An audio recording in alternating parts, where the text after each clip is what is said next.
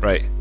Hi friends, Ethereum's doing fantastic. The Ethereum price versus dollar, Ethereum, get that keyword in there. Drop a like, hit a subscribe, come back, support the channel, all that good stuff. This is Ethereum technical analysis, filmed during a live stream, by the way, as you can see down below, so join me for one of them sometime. The other day, we were talking about this potential move for us in and around about this zone. Now, we are still on for that, that's fantastic, and with profit taking target comes in there about 1750 or so. But how does that help you, you know, the guy that's just wanting to find out about what the next move is right now, give me some more moves so I can inject them intravenously into my trading account? Well, what you're looking for here is, can we take out the previous body close of this area? Can we actually do that? Why would you think like that when you're on the 24-hour time frame? This doesn't necessarily look like anything. Well, actually amortizing those two things in together and looking at it on the 2-day time frame, you can see that we actually have the potential for a bullish engulfing candle here if we push towards the top side. Drew's Tech, I've been using a little of your DMI. I like it, still studying it. Cheers, Rocky.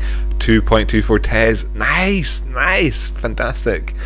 Hey, cheers, Drew's Tech. Right, yeah, anyway, good info here. So if you're just seeing this video for the first time, join us, subscribe, it's good fun, join the family. Right, anyway, this would be quite good, right, on the 2-day time frame. Well, overall it would be, but we're seeing the volume diminishing down the way in this period where we've had, you know, bearish divergence still before. Taking a, you know, a candle just here with a bullish engulfing candle doesn't actually really spell the end of any sort of negativity that we've had. It actually just kind of encourages the top side case scenario, and we're still looking towards that 1750 area, which is where we're going to find that inflection at. The 236 in there at the 1780 is obviously another key area for us. Now, taking out those zones is actually, you know, what you're looking to have happen here, because that puts you outside of this overall consolidation triangle here. And if we actually do push up the way, then there's a potential for a measured move that takes you all the way up towards our glorious targets up at the mid 2000s and even beyond. Now, your first actual target here on this one's probably wise to come in at around about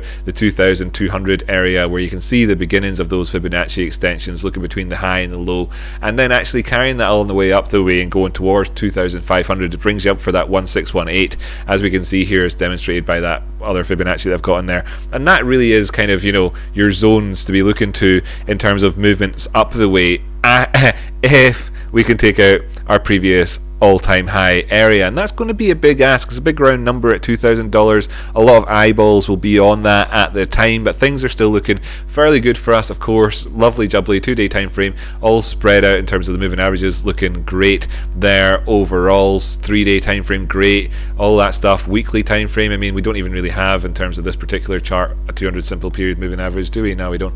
That'll come on at some point, and it'll be lower than where we are. I mean, obviously, in terms of one of the this has got it. Yeah, so we had that crossover back there in December 20, you know, the end of December. I mean, the date that everybody knows that crypto goes good again after Christmas time, that's when that happened. Big whoop. Right, anyway, on the weekly time frame, so everything's looking great there, isn't it? Well, it does look great overall, but the potential for us to have a big pull down the way is also there. Let's just cover that real quick. Let's just cover that real quick, so that we have, of course, talked about both scenarios there overall. And if we do actually move towards the downside, what could we be looking at? Well, there's a few different ways that we could do that. We are below the 236 currently. We've only ever come down as low as I mean, not even as, we've come down to the 618. Yeah, that's actually true. We've come down to 618. So, whoops. Yeah, well, 1300 is still a huge difference away from where we are right now. 20% move towards the downside, so that's obviously significant enough, and that's definitely still on the cards if that were to be the case. So what we're hoping for is the positive scenario to play out. That's just the resumption of the overall trend, which we're seeing on the bigger time frames. That's what we're hoping for. So then, in terms of the lower term time frames, looking at, sorry for saying M so much, looking at this, what have we got that's standing out for us? Nothing particularly. DMI here, show us the way.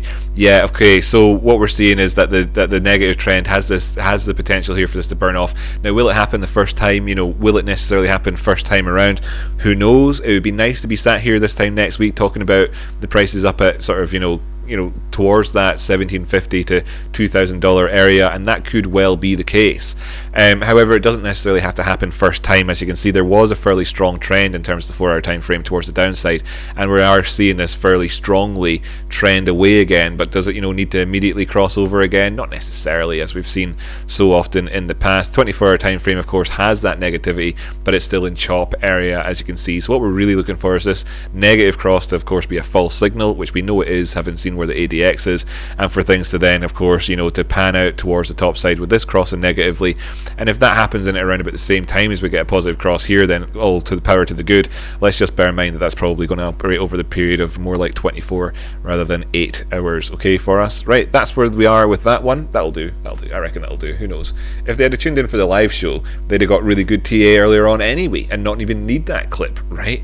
Everything, I try to put everything into these clips, as you might have noticed so far, as being like a sort of part summary, part difference to the stuff earlier on. Let's crack on and get all the work done, shall we? Hi friends, take a look